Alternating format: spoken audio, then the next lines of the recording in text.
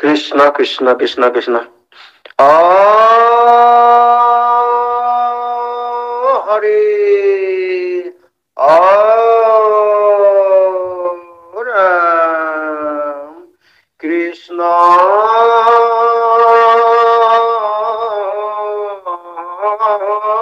শঙ্কর গুরু হরে রাম রাম রাম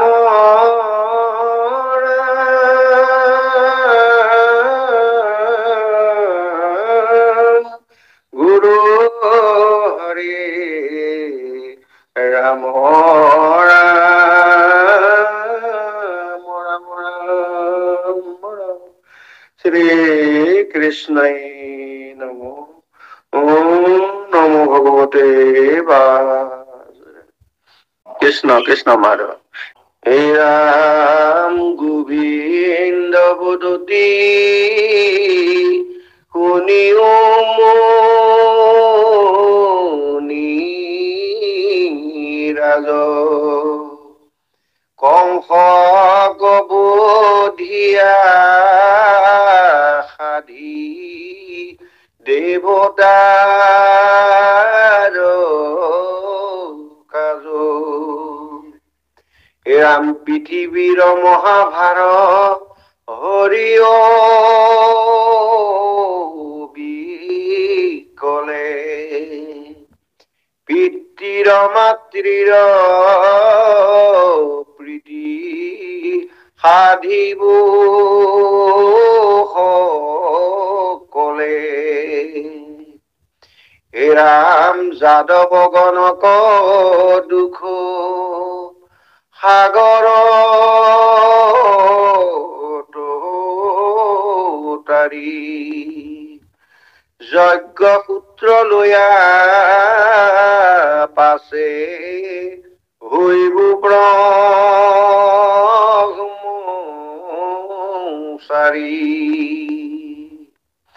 হে ৰাম ব্ৰহ্মচৰ্য ধৰি নৰ চেষ্টা দেখাইব গুৰুৰ গৃহসকল শাস্ত্ৰ পঢ়িবা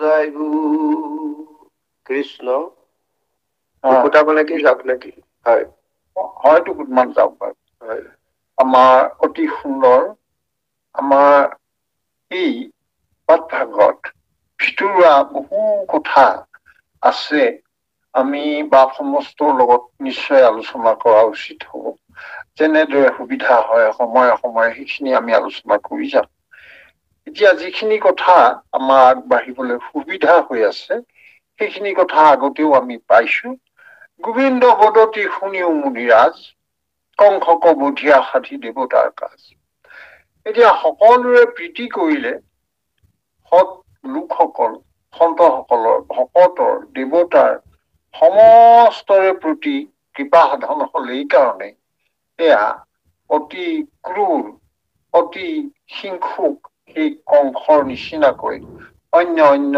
দৈত্যবিলাককো এই পৃথিৱীৰ ভৰ যিসকলে বঢ়াইছিলে সেইসকলক সংসাৰৰ পৰা নিপাত কৰা হল এই কথাটো কৈছে গোবিন্দ বদতি প্ৰভুৱে কৈ আছে শুনিও মুনিৰাজ নাৰদক কৈ আছে এতিয়া কংস বধ হৈ পৃথিৱীৰ মহাভাৰ নাইকিয়া কৰিলে প্ৰভুৱে আৰু এতিয়া আগতে আমি পাইছিলো নন্দ যশোদাৰ কথা সেইখিনি তেওঁ অতি প্ৰেম ভাৱেৰে সমস্ত জনকে সদশেষত নন্দকো আলিংগন কৰি কলে যোৱাগৈ তোমালোক এতিয়া গকুললৈ যোৱাগৈ মোৰ ইয়াত অনেক কৰিবলগীয়া আছে সেইখিনি সাধন কৰিবলৈ মই ইয়াত থাকি যাম এতিয়া পিতৃ মাতৃ প্ৰীতি সাধিব সকলে এতিয়া দৈৱকী বসুদেৱ সেইসকলক দুৰাচাৰী কংসই কাৰাগাৰত থৈছিলে সেই সমস্ত যি শিকলিৰ বান্ধ সেয়া মুক্ত হল মুক্ত হোৱাৰ পাছত প্ৰভুৰ বলৰাম আৰু কৃষ্ণই দৈৱকী আৰু বসুদেৱক সেৱা কৰিছে সেই কথাটো আমি পাইছো সেইসকলৰ মনৰ আনন্দৰ কাৰণ হৈ গৈছে। প্ৰথম অৱস্থাত দৈৱকী আৰু বসুদেৱে কৃষ্ণ আৰু বলৰামে যেতিয়া তেওঁলোকক সেৱা কৰিবলৈ আহিছিলে, পিতৃ মাতৃ হিচাপে সেৱা জনাবলৈ আহিছে, তেতিয়া কিন্তু দৈৱকী আৰু বসুদেৱে সংকোচ কৰিছে, ইতস্তত কৰিছে। ইয়াৰ কাৰণটো হ'ল প্ৰভু ভগৱন্ত কৃষ্ণ আৰু বলৰাম এই জ্ঞানটো তেওঁলোকৰ মনলৈ তেতিয়া সেইটোৱে বিৰাজ কৰিছিলে। তেতিয়া কৃষ্ণই বুজি পালে যে এইসকলে নিশ্চয় মোক ঈশ্বৰ জ্ঞান কৰাৰ কাৰণে, এতিয়া তেওঁলোকে পুত্ৰ সুখ পাবৰ কাৰণে যি আনন্দ পাব, সেই আনন্দৰ পৰা তেওঁলোক বঞ্চিত হ'ব। সেইকাৰণে প্ৰভুৱে লগে লগে সেই ঈশ্বৰৰ তেওঁৰ যি ধাৰণা তেওঁলোকৰ মনত আছিল কৃষ্ণ আৰু বলৰামৰ প্ৰতি, সেয়া নাইকিয়া কৰিলে মায়াৰে। আৰু এতিয়া মায়াৰে আবৃত হোৱাৰ পাছত দৈৱকী আৰু বসুদেৱ দুয়োজনে পৰম আনন্দৰে পুত্ৰ জ্ঞান কৰি শিৰত শুঙি অতি সুখ আৰু পৰম হৰ্ষত তেওঁলোকে হৃদয়ত জোৰ পেলালে এই কথাটো। আৰু পিতৃ মাতৃৰ বাবে পুত্ৰৰ জৰিয়তে পৰম সুখ লাভ, ইয়াতকে সংসাৰত কি ডাঙৰ কথা হ'ব পাৰে। দৈৱকী বসুদেৱে যি মুহূৰ্ততে ঈশ্বৰ জ্ঞান কৰি আছিল, তেওঁ সেই কৃষ্ণৰ বলৰামৰ সেৱা লবলৈ টান পাইছিল। কিন্তু যি মুহূৰ্ততে এই মায়াৰ বন্ধনলৈ আহিলে, মোৰ ল'ৰাই মোক সেৱা কৰিছে, ইয়াতকে ডাঙৰ সুখ কি, এই কথাটোত এতিয়া দৈৱকী বসুদেৱে পৰমানন্দ লাভ কৰিলে। সেই কথাটোকে পিতৃ মাতৃৰ প্ৰীতি সাধিবোৰ সকলে আৰু বৈষয়িক সাংসাৰিক জাগতিক যিমান বিলাক সুখ আনন্দ মনৰ, সেই সকলোবিলাক কৃষ্ণই পিতৃ মাতৃ দৈৱকী আৰু বসুদেৱৰ প্ৰতি আগবঢ়ালে। এই কথাটো কৈছে, যাদৱ গণক দুখ সাগৰত তাৰি, সেই যদুকুলৰ যিসকল, সেইসকলে মথুৰাত অনেক কষ্ট আৰু দুখৰ মাজত, দুশ্চিন্তাৰ মাজত থাকিব লগা হৈছিল, সেইখিনিৰ পৰা মুক্ত হ'ল। কাৰণ এতিয়া তাত আৰু কংস নাই। আৰু এতিয়া কি কৰিছে, যজ্ঞসূত্ৰ লুইয়া পাছে হৈবো ব্ৰহ্মচাৰী। বুজিছা নাৰদ, এতিয়া মই এইখিনি কৰাৰ পাছত মই এতিয়া যজ্ঞসূত্ৰ ল'ম। অৰ্থাৎ যিবিলাক আমাৰ আশ্ৰম, 4 আশ্ৰম, সেই 4 আশ্ৰমৰ ভিতৰত প্ৰথম হ'ল ব্ৰহ্মচৰ্য আশ্ৰম। সেই আশ্ৰমক কৰিবলৈ যাওঁতে প্ৰথমে এয়া যজ্ঞসূত্ৰ, আমাৰ সাধাৰণ অৰ্থত লগুণ বুলি ক'ব পাৰি, নৱগুণ লগুণ, এই উত্তৰী বুলিও তেনেকেও কয়, কিন্তু কথাটো ইয়াত যজ্ঞসূত্ৰ বুলি কৈছে। এয়া সাধাৰণ মনুষ্যৰ ক্ষেত্ৰত যিটো, এতিয়া এইখিনিতে এটা কথা হয়, মনুষ্যই তেওঁৰ সংসাৰত থকা সময়খিনি মনুষ্যই তেওঁ এই আশ্ৰমসমূহ পালন কৰি পেলাই সৎজীৱন যাপনৰ এটা আদৰ্শ এটা তেওঁলোকে মনতে লৈছিলে। কিন্তু এইজন হৈছে প্ৰভু পূৰ্ণ ব্ৰহ্ম কৃষ্ণ, এওঁ আকৌ কিয় নৰ মনুষ্যৰ দৰে কৰিব লাগে। কিন্তু তেওঁ যিহেতু নৰৰূপ ধাৰণ কৰি আহিলে, মনুষ্যৰ মাজত তেওঁ সেই নৰ লীলা কৰিবলৈ বিচাৰিছে। গতিকে সেই লীলা তেতিয়াহে সম্পূৰ্ণৰূপে সফল হ'ব, যেতিয়া মনুষ্যৰ দৰে তেওঁ সমস্ত কৰ্ম কৰিব। সেইকাৰণে তেওঁ এতিয়া এই গুৰুৰ ওচৰত এতিয়া শাস্ত্ৰ পঢ়িবলৈ যাবলৈ বিচাৰিব। অৰ্থাৎ আমাৰ এইখিনিতে এটা কথা হ'ল, আমাৰ বহুতে কয় গুৰুজনাই, আমাৰ শ্ৰীমন্ত শংকৰদেৱ গুৰুজনাই গ'ল, গৈ পেলাই প্ৰথম দিনা তেওঁ গুৰুৰ ওচৰলৈ গ'ল। দ্বিতীয় দিনা তেওঁ অতি সুন্দৰ আমাৰ কোমল গীত বুলি কয়, সেই কোমল গীত যিটোত আকাৰ ইকাৰ ইত্যাদি বিলাক নাই, ইমান সুন্দৰ অৰ্থবহ কবিতা তেনেদৰে ৰচনা কৰি লৈ গ'ল। অৰ্থটো আন একো নাই, অৰ্থটো এটাই আছে ইয়াত, সেইটো হৈছে নৰচেষ্টাহে দেখুৱাইছে। পদ্মপুৰাণত এইটো কথা স্পষ্টকে আছে, কেৱল প্ৰভু ভগৱন্তই তেওঁৰ গুণ নাম যশ লীলা প্ৰচাৰ কৰিবলৈ তেওঁ শংকৰ হিচাপে জন্ম হবহি, নামটো শংকৰ হব। বকা আদি স্থানত তেওঁ জন্ম লবহি কথাটো আছে। অৰ্থাৎ সেই ক্ষেত্ৰতো গুৰুজনাই নৰলীলা নৰচেষ্টাহে প্ৰদৰ্শন কৰিছিল। একে কথাটো আমি আনিবলগীয়া হৈছে। ইয়াতে আৰু এটি কথা পিছলে আমি ওলাব, সেই কথাটিও পাতিম বাৰু, আৰু সেইটো সাঁথৰ হিচাপে বাৰু থাকক। এতিয়া কথাটো আছিলে যে প্ৰভুৱে নৰচেষ্টা দেখুৱাইছে। তেওঁ যিহেতু নৰলীলা কৰিছে, গতিকে তেওঁ মনুষ্যৰ জীৱনত শিক্ষা লাভ কৰিবই লাগিব। আৰু সেই নীতি অনুসৰি, প্ৰচলিত নীতি অনুসৰি তেওঁ এই ইত্যাদি ধৰণৰ তেওঁৰ জন্মৰ সময়ত, জন্মৰ পাছত যিখিনি তেওঁ সংসাৰৰ বাবে প্ৰস্তুত হব লাগে। ভাগৱতত আমাক একেবাৰে বৰ স্পষ্টকে দুটামান কথা কৈ থোৱা আছে। এইটো হৈছে সন্দীপনী মুনিৰ গুৰু দক্ষিণা মণি হওঁতে তাতেই কথা এষাৰ কৈছিলে যে অনন্তৰে সোণাৰ কৃষ্ণৰ চৰিত্ৰ, বসুদেৱে অনাই লন্ত গৰ্গ পুৰোহিত, অদ্ভুত মহিমা দুয়ো দেখি দি যাবৰ, বুলন্ত নুই কৈতো মতি মনুষ্যৰ।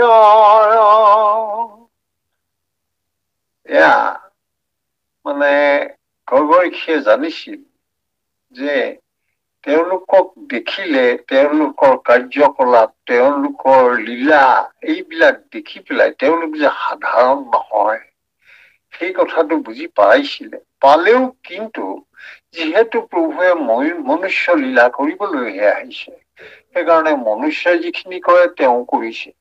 সেইটোকে আমাৰ ইয়াতে নৰচেষ্টা বুলি কৈছে। নৰচেষ্টা বুলি কলে সাধাৰণতে বুজিবলৈ অসুবিধা, কিন্তু প্ৰভুৱে এই মনুষ্য ৰূপ ধৰি মনুষ্যৰ দৰে কাম কৰি দেখুৱাইছে, এইটোকে নৰচেষ্টা, প্ৰভুৰ নৰচেষ্টা বুলি কৈছে। আৰু তেওঁ প্ৰথমে ব্ৰহ্মচাৰ্যশ্ৰম লব লাগে, গুৰুৰ ওচৰত শিক্ষা লব লাগে। সেইবিলাকৰ কাৰণে এইবাৰ সন্দীপনী মুনিৰ ওচৰলৈ যাব। এইখিনিতে যজ্ঞসূত্ৰ কথাটো, এইটো মানে সেই অনুষ্ঠান কৰি পেলাই এয়া লোৱা নিয়মটো, যজ্ঞসূত্ৰ আখিল ব্ৰাহ্মণ আৰু অসংখ্য প্ৰমাণ, পুত্ৰ দুইক দিলা ৰংগে যজ্ঞ পুত্ৰ দান, বিপ্ৰক মন দিয়া হেমময় অলংকাৰে, গন্ধ পুষ্প চন্দনে অৰ্চিলা বাৰম্বাৰ। এইখিনি বসুদেৱে কৰিলে আৰু ইয়াৰখিনি মনুষ্যৰ চেষ্টাখিনি প্ৰভুৱে দেখুৱাইছে। এতিয়া বহু ঠাইত এই কথাটো আমাৰ পিছলৈ আমি পাম। কোন দেশলৈ গল, কি কৰিলে, সেইখিনি কথা আমাৰ শ্ৰদ্ধাৰ বাপ জনাই যাওক আগবাঢ়ি। কৃষ্ণ প্ৰভু আগবাঢ়ক। কৃষ্ণ কৃষ্ণ। হে ৰাম জয়ন্তী দেশৰ বিপ্ৰ, সন্দীপনী নাম তাংক গুৰু মানি লয়া, কৰিব প্ৰণাম। হে ৰাম প্ৰবন্ধ কৰিয়া শাস্ত্ৰ, পঢ়িব নিশেষে, জানিব চৌষষ্ঠি কলা, চৌষষ্ঠি দিৱসে, মৰা পুত্ৰ গুৰু দক্ষিণাৱানি দিব, গুৰু তয় অনুজ্ঞা লয়া, গৃহক আহিব। হে ৰাম স্বৰ্গতো অধিক স্থান, মথুৰা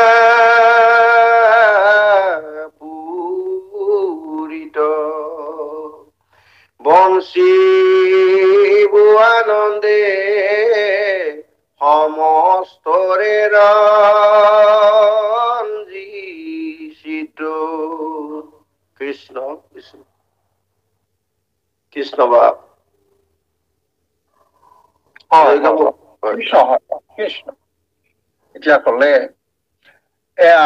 এতিয়া কৃষ্ণই ক'ত শিক্ষা লবলৈ যাব? আমাৰ বহু ঠাইত ভাগৱতৰে বহু ঠাইত অৱন্তিপুৰ বুলিও আছে। এই ভাগ শাস্ত্ৰত আকৌ আমাক কলে জয়ন্তী দেশ বুলিও কলে, আৰু কোনো ঠাইত উজ্জয়িনী বুলিও আছে। এই তিনিওখন ঠাই একেখনেই, সেইকাৰণে আমাৰ সেইটো লৈ পেলাই জয়ন্তী বেলেগ বুলি নহয়, অৱন্তিপুৰ বুলি কলেও জয়ন্তীকে বুজায়, জয়ন্তী দেশ, আৰু উজ্জয়িনী বুলি কলেও সেইটোকে বুজায়। এতিয়া আমাৰ ইয়াতে জয়ন্তী দেশ বুলি আছে, ভাগৱতত অৱন্তিপুৰ বুলি আছে, এনেকুৱাকে আছে। এতিয়া যি কি নহওক, এই তাত সান্দীপনী নামৰ যিজন আছে, এই সান্দীপনী বিপ্ৰ, তেওঁ ঠাইলৈ যাবগে আৰু কৃষ্ণ তালৈ যাব। প্ৰবন্ধ কৰিয়া শাস্ত্ৰ পঢ়িব নিশেষে, জানিব চৌষষ্ঠি কলা চৌষষ্ঠি দিৱসে। এতিয়া চৌষষ্ঠি শব্দটোৱে সমস্ত বুজাইছে, আৰু চৌষষ্ঠিবিধ বুলি কলেও কোনো আপত্তি নাই, কিন্তু ইয়াত আৰু একো বাকী নাই। সমস্ত কলা শিক্ষা, সমস্ত শিক্ষা চৌষষ্ঠি দিনত শেষ কৰিব প্ৰভু কৃষ্ণই এই সান্দীপনীৰ বিপ্ৰৰ ওচৰত।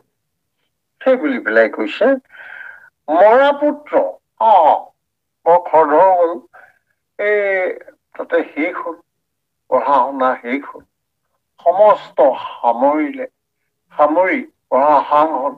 এতিয়া এদিন কৃষ্ণই সুধিলে, বোলে এতিয়া তুমি আমাক পুত্ৰৱতে শিক্ষা দান কৰিলা, তুমি আমাক এতিয়া কোৱা, আমি তোমাক গুৰু দক্ষিণা হিচাপে কি দিম?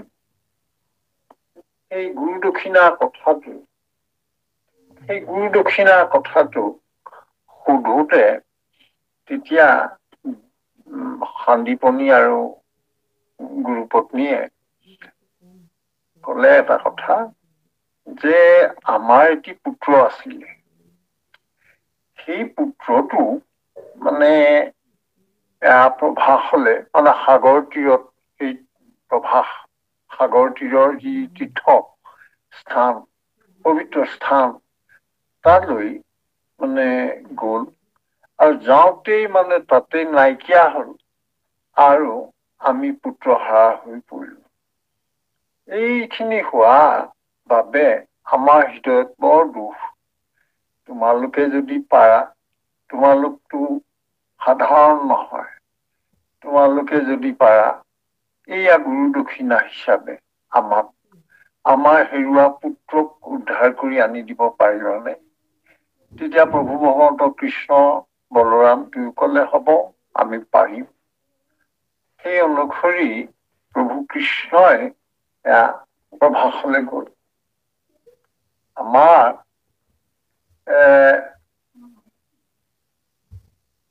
ইয়াতে কথা আদি কৈছে, প্ৰভু কৃষ্ণই তেতিয়া কৈছে যে গুৰুপত্নী গুৰু আই, যে তুমি সেয়া মনত দুখ নকৰিবা, তোমাৰ বাবে যিটো বিচাৰা সেয়া পূৰ্ণ কৰি দিম।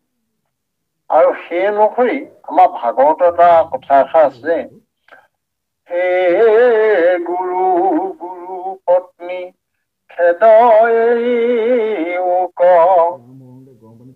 আনি দিব অৱশ্যে তোমাৰ মৰা পোক, তোমাৰ মৃত সন্তান আমি আনি দিম। সেই বুলি পেলাই বলৰাম আৰু ৰামে একেবাৰে প্ৰভাসৰ পাৰলৈ গ'লগে, মানে সেই সাগৰৰ পাৰলৈ গ'লগে। গৈ পেলাই তাতে ৰওঁতে সাগৰে দেখিলেই, আজি দেখোন প্ৰভু ভগৱন্ত নিজে মোৰ ওচৰলৈ আহিলে। সেই বুলি পেলাই সাগৰে মূৰ্তিমন্ত হৈ পেলাই প্ৰভুৰ ওচৰত শৰণাপন্ন হলহি। প্ৰভু, তোমাৰ কি কাৰ্য যাৰ বাবে আমি তোমাক সেৱা কৰিব পাৰিম কোৱা। তেতিয়া প্ৰভু কৃষ্ণই কলে যে সান্দীপনী বিপ্ৰৰ সন্তানটি তোমাৰ ইয়াত নিপাত হৈছে, গতিকে মই সেই সন্তানটি বিচাৰি আহিছো, তুমি মোক উলিয়াই দিব লাগে। তেতিয়া সাগৰে বিনয় ভাৱে কলে যে প্ৰভু, আচলতে সেয়া মই এই বিপ্ৰপুত্ৰক লুকুৱাই থোৱা নাই। আচলতে ইয়াতে 500জন বুলি এটি ৰাক্ষস আছে, সি নি পেলাই লুকুৱাই থৈছে। এই কথাটো যেতিয়া কৃষ্ণই গম পালে, তেতিয়া এই সাগৰত কৃষ্ণই ডুব দিলে, জাপ দিলে। দি পেলাই বিচাৰি বিচাৰি সি 500জন অসুৰক মানে এয়া ৰাক্ষসক পালেগৈ। পাই পেলাই যি মুহূৰ্ততে কৃষ্ণক দেখিলে, এটি মানে শংখৰ ৰূপ লৈ আছে, শংখ, সেই শংখৰ ৰূপ লৈ আছে, মহাবেগে পলায়ন কৰে। কৃষ্ণই খেদি খেদি খেদি খেদি এটা সময়ত পালেগৈ আৰু সেই শংখ 500জন শংখক তাতে বধ কৰিলে আৰু 500জনক মাৰি সেই ভিতৰৰ সমস্ত মেদ মাংস বাহিৰলৈ পেলালে আৰু তেওঁ সেয়া শংখ হিচাপে লৈ এইবাৰ একেবাৰে যম নগৰীত ওলালেগে। সঞ্জমনি বুলি কৈছে, যমনগৰী, সঞ্জমনি। এই সঞ্জমনি নগৰলৈ এইবাৰ ওলালে, কাৰণ কৃষ্ণই গম পালে যে সি আচলতে যদিও মাৰিলে, কিন্তু সেয়া এতিয়া জমালয়ত আছে। এই কথাটোকে লৈ পেলাই শংখ বধ কৰিলে অসুৰক, আৰু এই অসুৰক বধ কৰি যিটো শংখ মানে পালে, সেই নামটো পিছলৈ আমি পাঞ্চজন্য বুলি পেলাই গম পালো। সেয়াত আমাৰ শংখ কৃষ্ণৰ হাতত থাকে। গৈয়ে এই হাততটো আৰু শংখ লৈ গৈ আছে, লৈ গৈ পেলাই যমৰ নগৰী পাওঁতেই খুব জোৰকৈ এয়া শংখত ফুৰ দিলে কৃষ্ণই। যমৰ নগৰীত যমৰ উৎসৱ লাগিল। প্ৰভু কৃষ্ণই এয়া বজাইছে।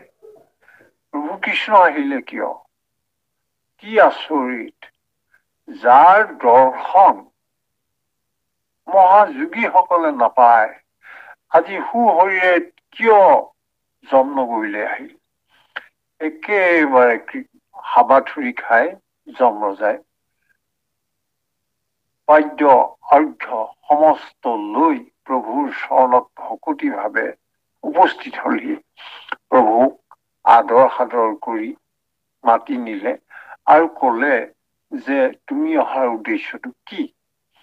তেতিয়া এয়া কলে যে এনেকুৱা, মোৰ যিজন গুৰু, এজন হৈছে সান্দীপনী, তেওঁৰ পুত্ৰ প্ৰভাসৰ পাৰৰ পৰা সাগৰলৈ আহোঁতে তাৰ পৰা নাইকিয়া হল, সেয়া হেৰাই গল। পিছত মই গম পালো সাগৰৰ মুখে, আৰু এয়া 500জন অসুৰৰ বাবে, 500জন এয়া ৰাক্ষসৰ বাবে তেওঁ নিধন হল। এতিয়া তোমাৰ গুৰিত, তোমাৰ ওচৰত এই মানে গুৰু পুত্ৰ তোমাৰ ওচৰত আছে, সেয়া মোক লাগে। তেতিয়া লগে লগে যমে যেনিবা সেই পুত্ৰক কৃষ্ণৰ হাতত অৰ্পণ কৰিলে আৰু কৃষ্ণ বলোৰামে আহি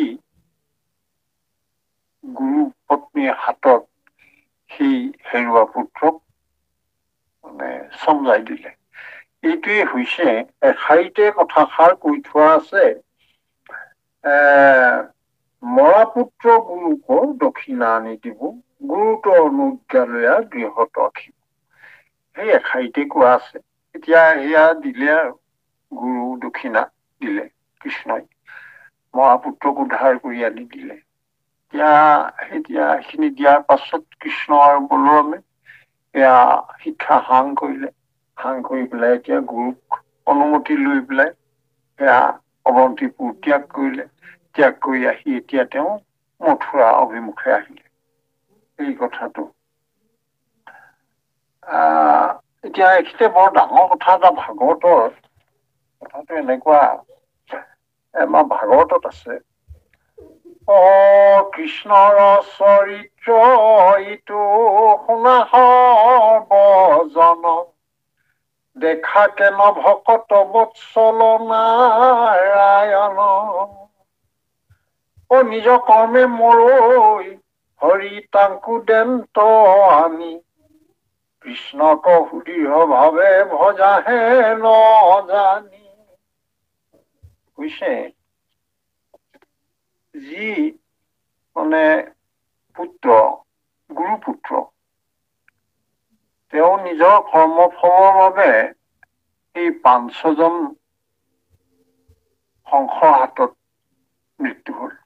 সেইটো তেওঁ নিজৰ কৰ্মফল হিচাপেহে ভুগিছিলে। অৰ্থাৎ তেনেহেন কৰ্মফল ভোগ কৰাৰ পাছতো কৃষ্ণ যাৰ প্ৰতি সদয় হল, যিহেতু গুৰুজনক তেওঁ দক্ষিণা দিব লাগে, গুৰুজনে বিচাৰিছে, গতিকে ভকতি ভাৱে কোনোবাই যদি কৃষ্ণক ভজে, তেতিয়াহলে কৃষ্ণই তেওঁক দিব নোৱাৰা কি আছে? এই কথাটো স্পষ্টভাৱে প্ৰকাশ কৰিছে। এনেকুৱা ভগৱন্ত কৃষ্ণই এটা কথা স্পষ্টভাৱে কৈছে যে মোৰ সমস্ততে মই কিন্তু হম। জীৱসমূহে নিজৰ কৰ্ম অনুসাৰে ভুগিব, সংসাৰলৈ যাব, জন্ম মৃত্যুৰ যি আয়াজাত কৰাৰ সেই কৰ্মবন্ধ, সেইটোত তেওঁলোকে নিজৰ কৰ্ম অনুসৰি পতিত হব, তাত মোৰ কোনো হাত নাই, এই কথাটো কৈছে। এতিয়া ইয়াত ভাগৱতত সেই কথাটো স্পষ্টভাৱে ক'লে যে প্ৰভু ভগৱন্তই এতিয়া চাবলৈ কৈছে আমাক, যে প্ৰভু ভগৱন্তই এনেকুৱা কৰিলে, যি গুৰুপুত্ৰই তেওঁ কৰ্ম অনুসৰি তেওঁ কৰ্ম গতি পাইছিলে, সেই 500জন সংসৰ দ্বাৰা তেওঁৰ মৃত্যু হৈছিলে, এইটো হবলগীয়া আছিলে, তেওঁ কৰ্ম বন্ধ। গতিকে সেই ফল ভোগ কৰাৰ পাছতো তেওঁ প্ৰভু ভগৱন্তই যেতিয়া কৃপা কৰিবলগীয়া হল, সেই মৃতকজনকো পুনৰ ঘূৰাই আনি দিলেহি। অৰ্থাৎ প্ৰভুৱে কৃপা কৰিলে ভকতজনে নোপোৱা বস্তু একোৱেই নাই, এই কথাটোকে প্ৰকাশ কৰিছিলে ভাগৱত। আৰু ইয়াতে আমাৰ কথাটো উল্লেখ কৰিছিলো, ভাল পৰম শ্ৰদ্ধাৰ বাপ সমস্ত। এতিয়া এই মৰাপুত্ৰ গুৰুকৰ দক্ষিণা আনি দিব বুলি কোৱা এষাৰি বাক্যতে ইমানখিনি কথা সোমাই আছিলে, আমি সেইকাৰণে ইয়াক কবলগীয়া হল। আৰু এটা কৈছে, এইবাৰ গুৰুক অনুমতি ললে, লৈ তেওঁ আহিলে আৰু মথুৰা পালেহি। পাই পেলাই এতিয়া সমস্তৰে হৃদয়ত আনন্দ। মথুৰাত কৃষ্ণ আহিল, কংস নাই, সমস্ত ফালে কৃষ্ণৰ উপস্থিতি, ভকতৰ আনন্দ, সমস্ততে সময়া সুখ, মায়া নোহোৱা নিচিনাকৈ তেনেকুৱা সেই সুখ, পৰমানন্দ সুখ, যিটো প্ৰভু ভগৱন্তৰ বৰ্তমানত হৈ আছে।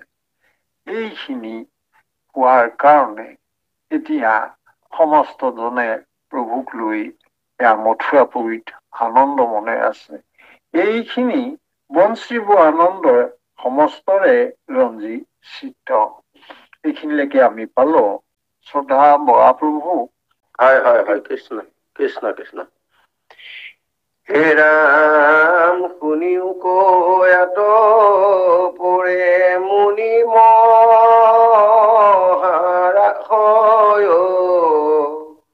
মোহৰা বিয়োগে যত গোপ গোপীশয়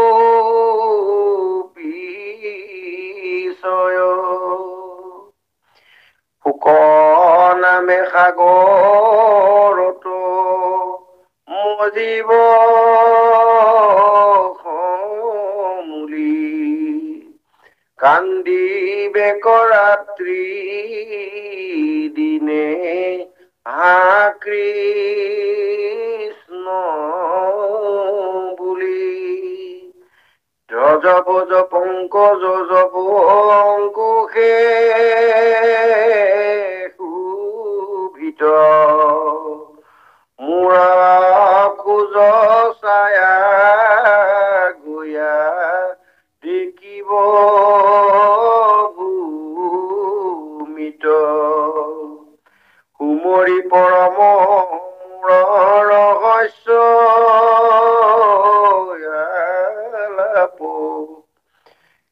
গৃহকৃত্য হব তেজি কৰিব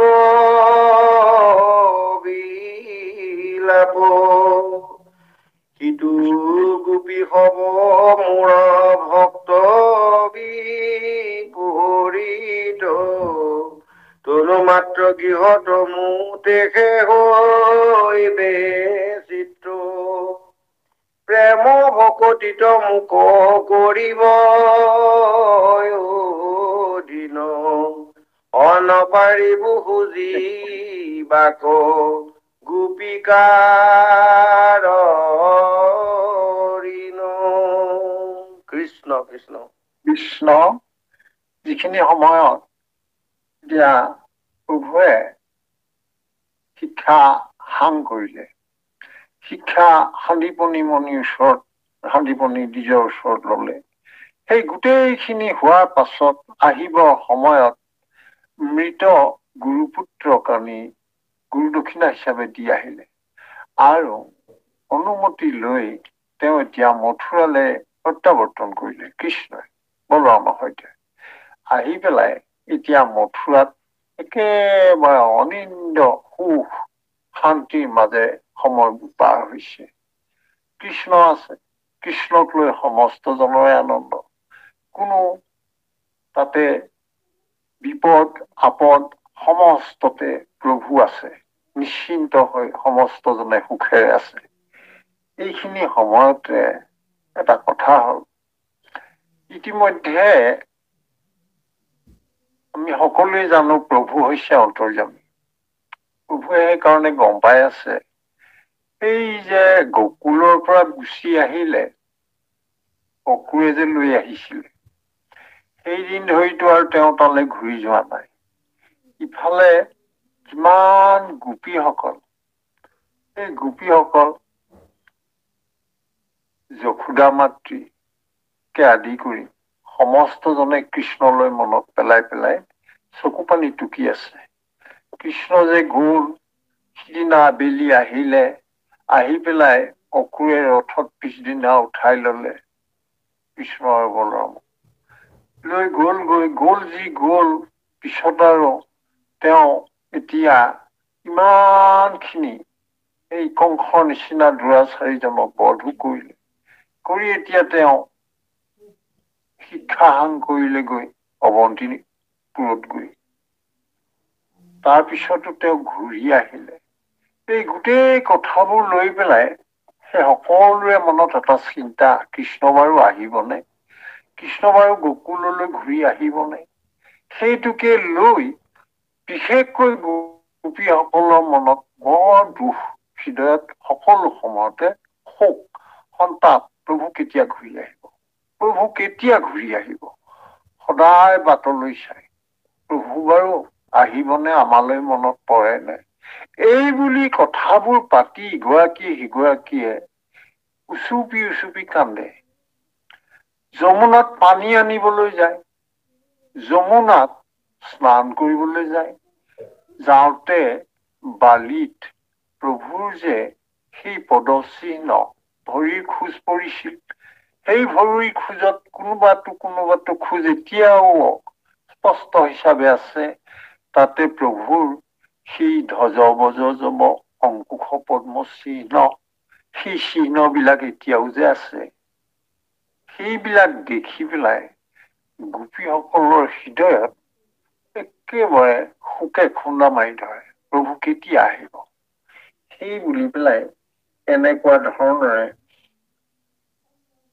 এই কথাখিনি পৰম দুখেৰে পৰম শোকেৰে যে গোপীসকলে মানে গকুলত তেনেকে সময়বোৰ পাৰ কৰিছে। কৃষ্ণই তেওঁ নিজৰ তেওঁ অন্তৰ্যামী হিচাপে সমস্ত কথা গম পাই আছে, জানি আছে যে গোপীসকলে তেওঁলোকৰ গৃহ কাৰ্যত মন নাইকিয়া হ'ল, সমস্ত গাৰ্হস্থ্য কাৰ্য নাইকিয়া হ'ল, তেওঁলোকৰ দেহৰ চিন্তা নাইকিয়া হ'ল, দেহক তেওঁলোকে পাহৰিলে। কাৰণ আত্মাৰূপে মোটেই সমস্তখিনি লীন গ'ল তেওঁলোকে এতিয়া তেওঁলোকৰ দেহৰ মায়া শেষ কৰিলে।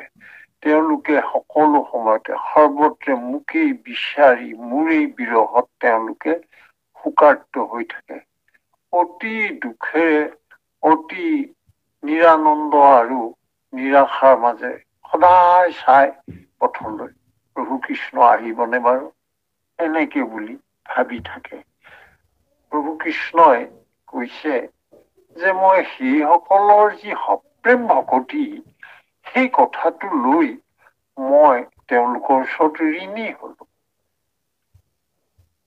কাৰণ ভকতৰ অবিহনে মই অসম্পূৰ্ণ। ভকতে মোৰ গুণ গান গাই মোটেই প্ৰেম ভাৱে শ্ৰৱণ কীৰ্তন আনন্দ সমস্ত মোটেই অৰ্পণ কৰি তেওঁলোকে যে এনেদৰে সময়বোৰ পাৰ কৰিছে, সেই কথাটোত প্ৰভু কৃষ্ণই কৈছে মই তেওঁলোকৰ ওচৰত ঋণী। এই ঋণী হোৱাৰ কথাটোতে প্ৰভু ভগৱন্তই খুব মনে মনে এই এনেহেন দিনবিলাকতে মনত পেলাইছে। তেওঁ এতিয়া শিক্ষা সাং কৰি আহিলে, মথুৰাত তেওঁ উপবিষ্ট হলহি।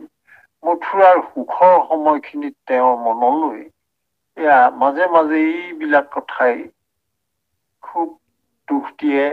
তেওঁ মনে মনে ভাবিছে, মোক বিচাৰি সেই গোপীসকলে কিমান যে দুখত আছে, সেই কথাটো ভাবি কৃষ্ণৰ মনতো কেতিয়াবা বেজাৰ লাগে। ভাল পৰম শ্ৰদ্ধা বা সমস্ত আইসকল, প্ৰভু ভগৱন্তৰ প্ৰতি সদায় তেওঁৰ দায়িত্ব আৰু সদায় তেওঁ সেয়া পালন কৰে। এই কথাখিনিৰ মাজতে আমি এটা কথা স্পষ্ট হিচাপে গম পালো, প্ৰভুৱে যেনেকে য'তেই নাথাকক, ভকত য'তেই নাথাকক, তেওঁৰ গুণগ্ৰাহী, তেওঁৰ প্ৰিয়, তেওঁৰ প্ৰেম ভকতিত আপ্লুত সেই গোপীসকলৰ দৰে ভকতসকল য'তেই নাথাকক, সেইসকলৰ প্ৰতি প্ৰভুৱে কিন্তু অন্তৰ্যামী হিচাপে সকলো চাই আছে, দেখি আছে। আৰু ভকতৰ প্ৰতি যি কৰোণাৰ প্ৰয়োজন, প্ৰেমৰ প্ৰয়োজন, দয়া কৃপা, সেই সমস্ত তেওঁ কিন্তু প্ৰদান কৰি থাকে। এই কথাটো ভকতি থকা এক শৰণীয়া ভকতসকলৰ বাবে ইয়াতকে আৰু অমৃতময় কথা কিবা হ'ব পাৰেনে? নিশ্চয় নোৱাৰে। এয়াই হ'ল আমাৰ সমস্ত আজিৰ পাঠৰ শেষৰ কথাখিনি। আমি 171 সংখ্যক গোটটোতে সামৰণি পৰিছে আজিৰ কাৰণে। অনেকখিনি আমি সময় আগবাঢ়ি আহিলো আৰু সময়ৰ তাগিদা আছে, কিন্তু হলেও প্ৰভুৰ কথা এৰি পেলাই আমাৰো আধৰুৱা কৰিবৰ মন নাযায়। সমস্তজনে সেয়া আৰু নিশ্চয় আনন্দৰে ল'বৰ বাবে সমস্তজনে আশা কৰে। সেইটোৱেই প্ৰভুৱে কৈছে যে মোৰ পৰা আঁতৰি থাকি তোমালোকে মোৰ প্ৰতি প্ৰেম বাঢ়ক, মোক পাবৰ কাৰণে হাবিয়াস তোমালোকৰ দুগুণ হওক। সেইটো কাৰণেই প্ৰভুৱে এইয়া তেওঁ যে যি বিচ্ছিন্ন গোপীসকলৰ পৰা বিচ্ছিন্ন হল, আমাৰো সময় আজি তেনেকুৱাই কৰিছে। প্ৰাপ্তমস্তসকল, আমি অহাটো খণ্ডৰ বাবে পুনৰ লব লাগিব। আমি নিশ্চয় আমাৰ শ্ৰদ্ধা বৰা বাবে পঢ়িব, আমি সমস্তজনে সেইখিনি আলোচনা কৰি নিশ্চয় আনন্দ লাভ কৰিম।